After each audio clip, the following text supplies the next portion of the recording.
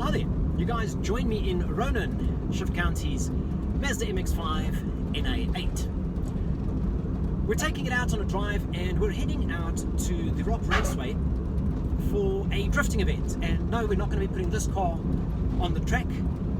For those of you that don't know, I'm actually a motorsport commentator and I'm going to be commentating the event. It's something that we do every month. So first Saturday of every month, the drivers get together and they compete there in the South African Drift Championship.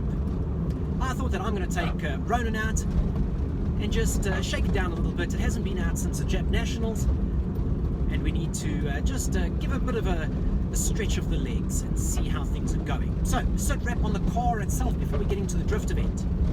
You're hearing the scraping. I need to roll the arches.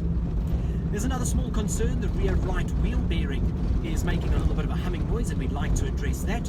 We've got tons of rattles and squeaks in here, but what would a 90s Japanese roadster be without a couple of rattles and squeaks? So I think systematically we'll be working through those, but there's slightly larger things. First up is, of course, that wheel bearing. I can live with a little bit of the catching and the scraping, but that's sort of going to be second on the list. So, wheel bearing, roll the fenders. I then want to fit a new exhaust, but I need to be very careful about this because we are planning a turbo conversion. So I'm going to do from the flex joint backwards so that I can use that section of the exhaust again when I do the turbo conversion. The cam position sensor, the CPS, that seal is leaking and we're going to replace that, rectify that. Other than that, reverse light switch and a few little odds and ends. So it's more maintenance stuff now than, well, cosmetic and performance upgrades. I want to get the car running sweet and true so that we don't need to worry too much about it. I'm probably going to have to do the brakes relatively soon as well. Picked up a few little squeaks and squeals from the brake pad, so I think they're on their last legs. But let's head out to this drift event and let's go and take a look at what happens at the Rock Raceway at one of these drift.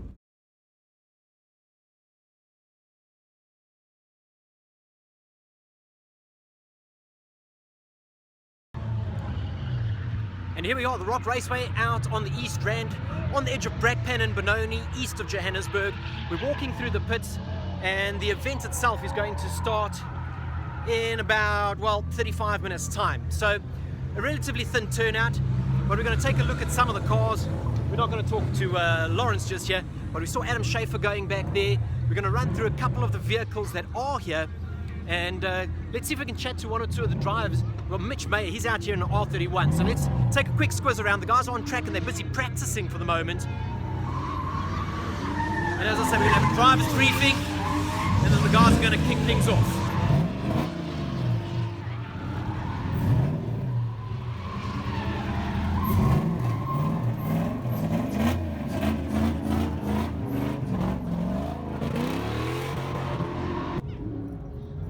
Right, this one here is Tony Kim's S14.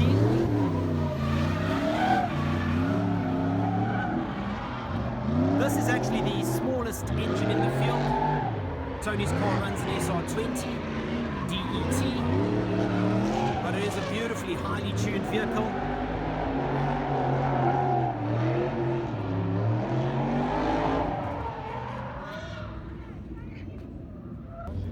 Here we have Tim Stevens' Nissan Skyline R33 Evolution wheel and tyre.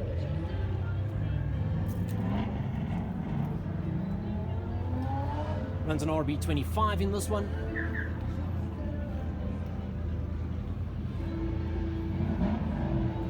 And alongside it we have Larry Smith's Toyota Supra, 1JZ GTE Toyota Supra.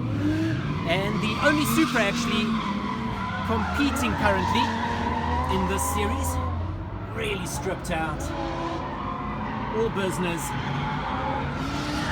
He's doing it for the SA Argus, Laser Machines team, Efrix, and of course Accelerate Tires.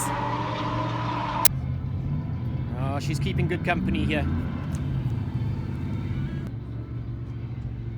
All right, here we go, let's take a look. Adam Schaefer's 2JZ GT powered Nissan 200SX Silvia S14.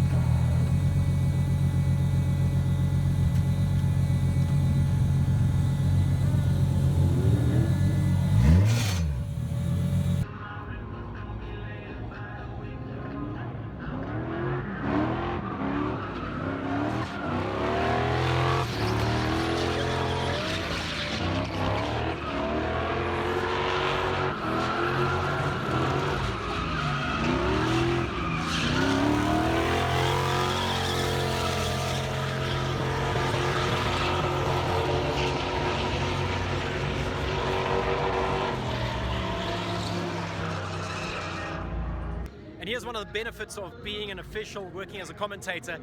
I get to go right down on the track and sit alongside the guys that are going hell-bent for leather.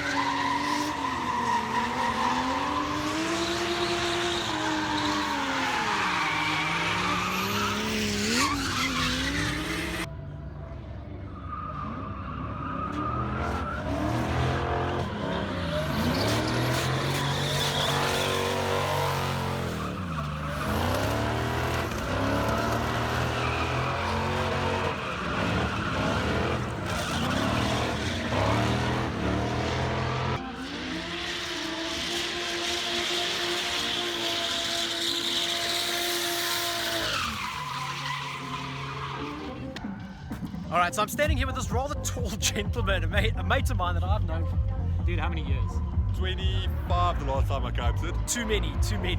Okay, so Ryan is one of the judges here today. Ryan, what are the guys going to be looking for on the track? Because this track is a little bit different to what we often see, eh? It's a very technical track. Yeah. It's got a very slow entry initiation, but a very high speed finish, Chad. Okay. We are looking at angle, we're looking at speed, we're looking at style, we're looking at proximity. All of those things will be judged. And quite severely at that as well. Quite severely, all right. But now, you were saying that it's quite a surprise because some of the lower powered guys, and we took a look at Tony's car earlier, you were saying that Tony's just like Tony's on fire. He is leading the guys. And we all know Tony's car is really slow. Yeah, it's all And the that's on this track, with this technicality, Tony is flying. That guy is on fire today. Okay, so we hope we're going to catch a couple of Tony's runs and see how he stacks up there. Hopefully he qualifies well. I mean, you're saying he should qualify well if he's got the pace and he's got the speed. Surprisingly, not just speed, he's got the angle as well. Okay. Tony is on point today. We haven't seen him like that in a very long time. Since his SR motor was being rebuilt. Yeah. And the car's just come back from retune and is going well. Okay. So much so that he's leaving the likes of Tim Stevens in the dust. Okay, and Tim's not slow around here, yeah. Tim can't catch him. Tony's leading him by 7 car lengths. Damn! All right, so let's see if we can catch a couple of those runs for you and bring them to you just now.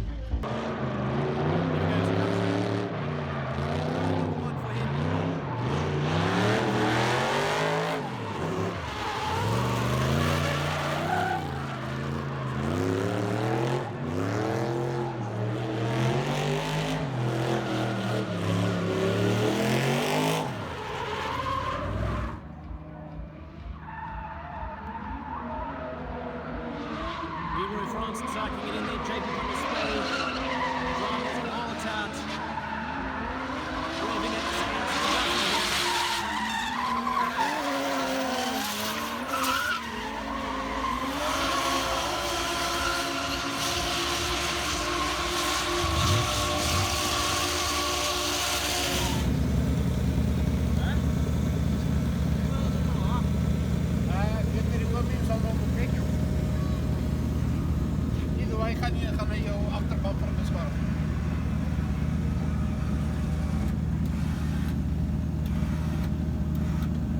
a little bit of an unfortunate incident. We're in a straight arm, losing a wheel and ending up with the vehicle on top of that wheel as he came through the one corner in his third and fourth place battle up against Leroy France. Thralls and spills, and now to get it recovered and off this track.